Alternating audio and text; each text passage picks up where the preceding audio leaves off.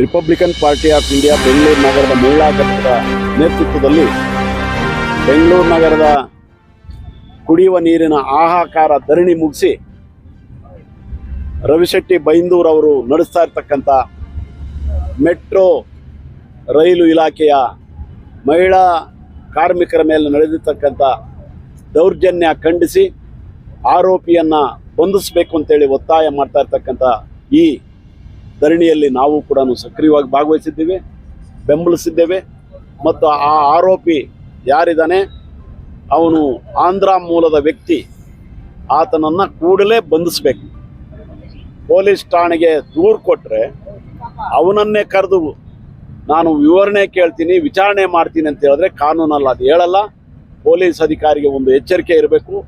ಕಾನೂನು ಕಾಯ್ದೆ ಇವೆಲ್ಲವೂ ಕೂಡ ಪಂಚಾಯಿತಿ ಮಾಡೋಕ್ಕಲ್ಲ.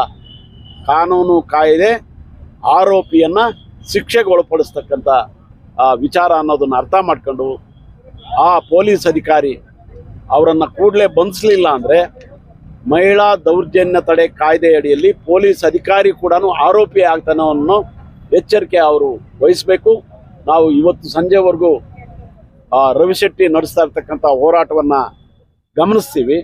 ಸಂಜೆ ಒಳಗೆ ಏನಾದರೂ ಇವರಿಗೆ ಪ್ರತಿಕ್ರಿಯೆ ರೂಪದಲ್ಲಿ ಸಕಾರಾತ್ಮಕವಾಗಿ ಪ್ರತಿಕ್ರಿಯೆ ಬಂದಿಲ್ಲ ಅಂತ ಹೇಳಿದ್ರೆ ಪೊಲೀಸ್ ಇರಲಿ, ಮೆಟ್ರೋ ಇರಲಿ, ಯಾವುದೇ ಇದ್ರೂ ಕೂಡ ಅವ್ರ ವಿರುದ್ಧ ನಿರಂತರವಾದಂಥ ಹೋರಾಟ ನಡೆಸಿ ಮಹಿಳೆಯರಿಗೆ ಆಗಿರ್ತಕ್ಕಂಥ ಅನ್ಯಾಯದ ವಿರುದ್ಧ ನ್ಯಾಯ ಸಿಗಲೇಬೇಕು ಅಂತೇಳಿ ಹೋರಾಟ ಮಾಡ್ತಾ ಇದ್ದಾರೆ. ಏನು ಮಹಾತ್ಮ ಗಾಂಧಿಯವರು ಕಂಡಂತ ಕನಸು ಯಾಕೋ ನೋಡಿದ್ರೆ ನನಸಾಗುವ ರೀತಿ ಕಾಣಿಸ್ತಾ ಇಲ್ಲ.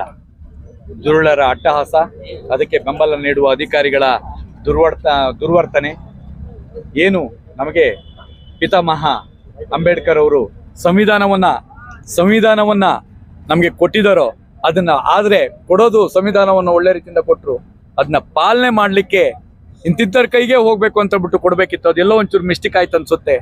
ಯಾಕೆಂದ್ರೆ ಪಾಲನೆ ಮಾಡುವಂತ ಅಧಿಕಾರಿಗಳೇ ಇವತ್ತು ಅದನ್ನ ತುಳಿಯುವಂತ ಕೆಲಸವನ್ನ ಮಾಡ್ತಾ ಇದ್ದಾರೆ. ಹೆಣ್ಣು ಮಕ್ಕಳಿಗೆ ದೌರ್ಜನ್ಯ ನಡೆದಿದೆ ಅಂತ ಹೇಳ್ಬಿಟ್ಟು ದೂರನ್ನ ಕೊಡ್ತೀವಿ. ಆ ದೂರನ್ನ ಕೊಟ್ಟರು ಕೂಡ 4 ತಿಂಗಳ ಹಿಂದೆ ಹೆಣ್ಣು ಮಕ್ಕಳು ದೂರು ಕೊಡ್ತಾರೆ, ಅದಕ್ಕೂ ಕೂಡ ಸ್ಪಂದನೆ ಇಲ್ಲ. ಅದಾದ ನಂತರ 1 ತಿಂಗಳಿನಿಂದ ನಾವು ಕೊಡ್ತಾ ಇದೀವಿ BMRCL ಅಧಿಕಾರಿಗಳಿಗೆ. IAS ಅಧಿಕಾರಿಗಳು, IAS ದರ್ಜೆಯ ಅಧಿಕಾರಿಗಳಿದ್ದಾರೆ, ಆದ್ರೆ ಯಾವುದೇ ರೀತಿಯ ಹೆಣ್ಣು ಮಕ್ಕಳ ರಕ್ಷಣೆಗೆ ಬರಲ್ಲ. ಹೆಣ್ಣು ಮಕ್ಕಳು ನ್ಯಾಯ ಕೇಳಿದ್ದಕ್ಕೆ ಅವರನ್ನೇ ತಕ್ಷಣವಾಗಿ ಕೆಲಸದಿಂದ ಕಿತ್ತೆಸಿತಾರೆ ಮತ್ತು ಅವರ ವಿರುದ್ಧ ಇಲ್ಲ ಸಲ್ಲದ ಅವಹೇಳನ ಮಾಡ್ತಾರೆ. ಯಾಕಾಗಿ? ಒಬ್ಬ ಅಧಿಕಾರಿಯನ್ನು ಉಳಿಸ್ಕೊಳ್ಳಿಕ್ಕಾಗಿ ಈ ರೀತಿಯ ಕಾನೂನನ್ನು ಮಾಡ್ತಾರೆ.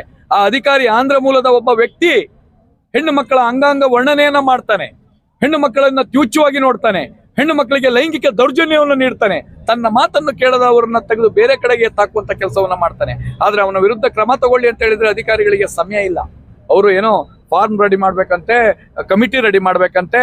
ಯಾವಾಗ ಕಮಿಟಿ ರಚನೆ ಮಾಡೋದು? ಸಂವಿಧಾನದಲ್ಲಿ ಇದಕ್ಕೆ ಅವಕಾಶ ಇದೆಯಾ? ಮತ್ತೆ ನಿನ್ನೆ ರಾತ್ರಿ ಸಂಬಂಧಪಟ್ಟ ಠಾಣೆಗೆ ದೂರನ್ನು ನೀಡಿ ಅಂತ ಬಿಟ್ಟು ಮಹಿಳೆಯರು ಹೋದ್ರೆ ಇಲ್ಲ, ಅವನು ಕರೆಸ್ತೀವಿ, ಅವನು ಕರೆಸ್ಬಿಟ್ಟು ಮಾತಾಡ್ಬಿಟ್ಟು FIR ಮಾಡ್ತೀವಿ. ಯಾವ್ದ್ರಲ್ಲಿದೆ ಸ್ವಾಮಿ ಈ ನಿಯಮ?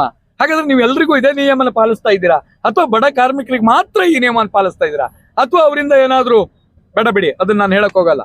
ದಯವಿಟ್ಟು ತಕ್ಷಣ ಎಚ್ಚೆತ್ಕೊಂಡು ಆ ವ್ಯಕ್ತಿಯನ್ನ ಕೇಸ್ ಮಾಡಿ, ಆ ವ್ಯಕ್ತಿಯ ಮೇಲೆ FIR ಮಾಡಿ, ಆ ವ್ಯಕ್ತಿಯನ್ನ ಬಂಧನಕ್ಕೊಳಪಡಿಸ್ಬೇಕು. ಇಲ್ಲ ಅಂತ ಹೇಳಿದ್ದೆ ಹೋದರೆ ನಾವು ಅಮರಣಾಂತ ಉಪವಾಸಕ್ಕೆ ಕೂತಿದ್ದೇವೆ. ನನ್ನ ಪ್ರಾಣ ಹೋದ್ರೂ ಕೂಡ ಈ ಹೋರಾಟವನ್ನ ಕೈ ಬಿಡಲ್ಲ. ಮತ್ತೆ ಕಾನೂನುಬದ್ಧ ಹೋರಾಟ ಕೂಡ. ಇದರಲ್ಲಿ ಯಾರ್ಯಾರು ತಪ್ಪಿತಸ್ಥರಾಗ್ತಾರೆ ಅಂದ್ರೆ ನಮ್ಮ ಅಣ್ಣ ಹೇಳಿದ್ರು ಅವಾಗ್ಲೇನೆ, ಆ ಅಧಿಕಾರಿ ಕೂಡ ಏನು FIR ಮಾಡಿಲ್ಲ, ಆ ಅಧಿಕಾರಿ ಕೂಡ ಈ ದೌರ್ಜನ್ಯ ಕಾಯ್ದೆ ಅಡಿ ಬರ್ತಾರೆ.